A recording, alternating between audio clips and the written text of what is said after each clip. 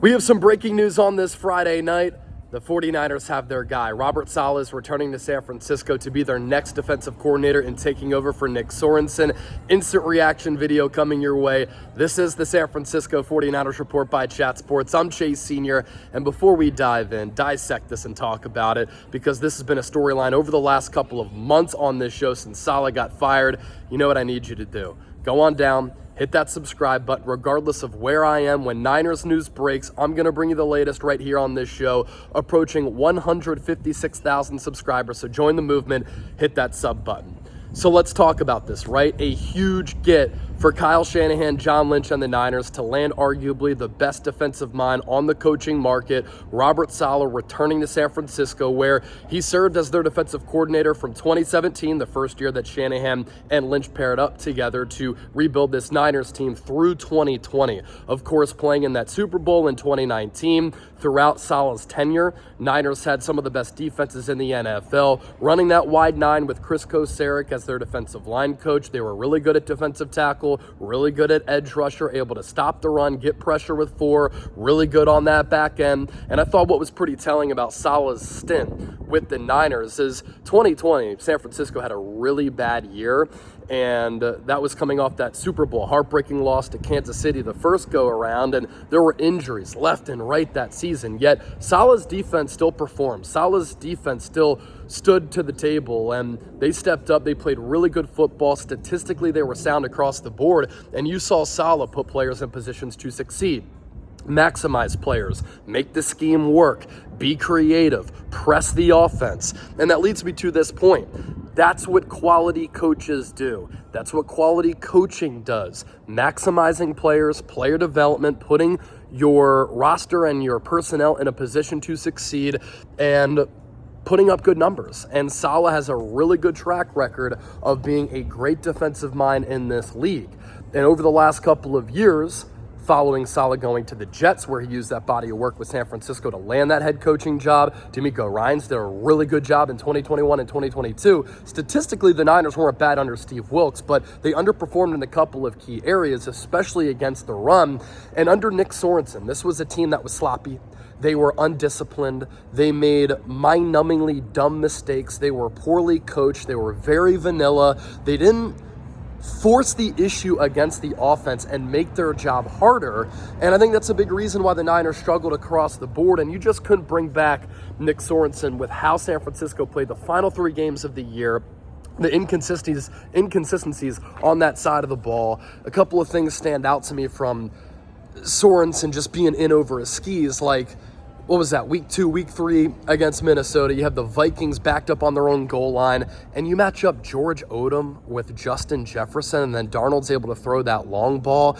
It just makes no sense, and Sorensen had no reasoning behind why a career special teamer safety was lined up in the slot against Justin Jefferson. Last 3 games, it was ugly as the Niners were just getting blitzed by opposing offenses, and they were just having their way. They were awful on third down, awful in the red zone, not good on fourth down, not a good tackling team, and they just had scheme breakdown after scheme breakdown. And Nick Sorensen, his inexperience really showed. And now the Niners are bringing in Robert Saleh. His issue with the Jets and why he got fired had nothing to do with New York's defense. They had some of the top defenses in the NFL when Saleh was their head coach.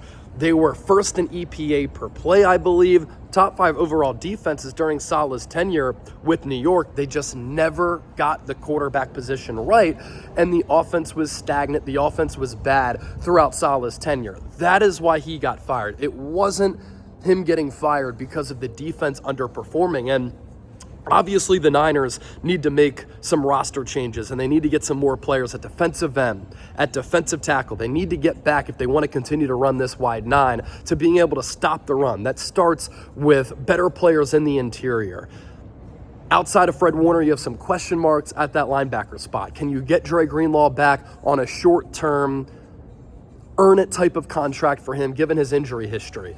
But Robert Saleh's taken over our Niners defense that still has some dudes. Nick Bosa is one of the top edge rushers in the game. Fred Warner is the best linebacker in the game. You have Diamador Lenore and Renardo Green as your outside corners. Demo can play in the slot. And then you have Malik Mustafa at that safety spot. Those are decent building blocks to build with if you're Saleh. And I think quality coaching can get a player like Jair Brown back on track. And that's what quality coordinators and coaches do. Niners are going to run the same scheme. They're going to have a lot of assistants who are currently on the staff stay on the staff with Saleh, but that's fine because I do think that the scheme can work with better personnel and simply better coaching. I think that Saleh is also going to be able to do something important, which is bringing energy back to that sideline, bringing some juice. Kyle Shanahan's reserved, and if you watch him, he's always looking at that iPad and the tablet trying to find the answer in the next play on the offensive side of the football. That's fine. That's part of what makes him brilliant. But he does struggle with time management, game management, and other areas that he has to handle as a head coach. And now you're going to bring in Robert Saleh. You're going to let Shanahan run the offense. He can do his thing. That's his expertise. That's his comfort zone. And then you bring in Robert Saleh to run the defense and be the head coach of that unit.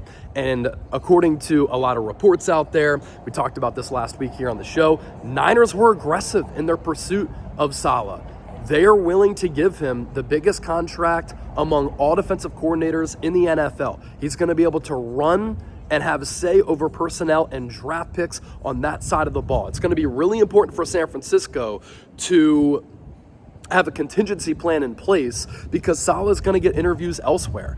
And teams are going to be interested in his services if he comes back to the Niners, and they're once again one of the top performing defenses. But this is a team that's not far off from championship or playoff contention. Robert Saleh will help them improve on the defensive side of the ball. You make some upgrades roster-wise, and this Niners team can be back. And you're trying to make this move to bring in one of the best defensive minds for the 2025 season. You'll handle the rest a little bit later. Quality coaches and elite coaches are elite coaches. You bring them in anytime that you can, and this gamble for the Niners really paid off. They had formal interviews with three people total, Robert Saleh, Brandon Staley, and Deshae Townsend. They really didn't have a backup plan. That's why Pete Carroll was floated out there. They didn't bring in a lot of other candidates to be the DC, and they were banking on being able to land Saleh here. And how it happened is actually a pretty incredible story.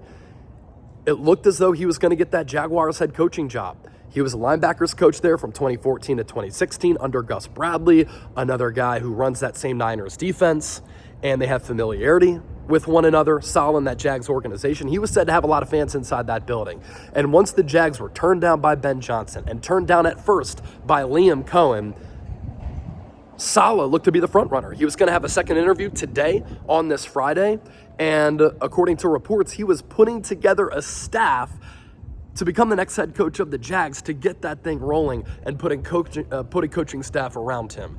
And Cohen, who backed out of the Jags job on Wednesday, Buccaneers were going to give him the highest contract for a coordinator in NFL history. They gave him the contract. He didn't sign it. The Jags later that same Wednesday fired Trent Baalke. That got Liam Cohen back in the mix to the point where he secretly met with the Jags on Thursday, and they hammered out a deal that was made official today to be their team's next head coach and take over for Doug Peterson, try to get Trevor Lawrence back on track. And so that's what has led us partially to Robert Saleh returning to the San Francisco 49ers. This is a little bit nostalgic. It's very exciting. I'm sure the fans are really pumped up about this.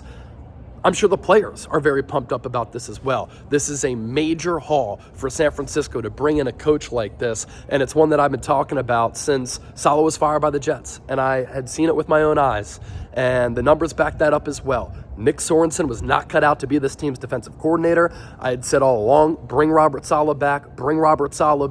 My perfect offseason plan included building up the trenches on the offensive line, defensive line, and then the third biggest key, bringing back Robert Saleh as the team's next defensive coordinator. And he is back. Kyle Shanahan, kind of a big stones, risk it type of move here, because if he didn't land Saleh, I have no idea who would be this team's defensive coordinator. All right, I'm out, middle of nowhere, Texas right now. Had to hop on the phone, talk Saleh to the Niners. We'll continue to break this down here on the San Francisco 49ers Report. Don't forget to hit that subscribe button, and thank you for watching from this alley right here. And I appreciate this brick wall for serving as a good backdrop.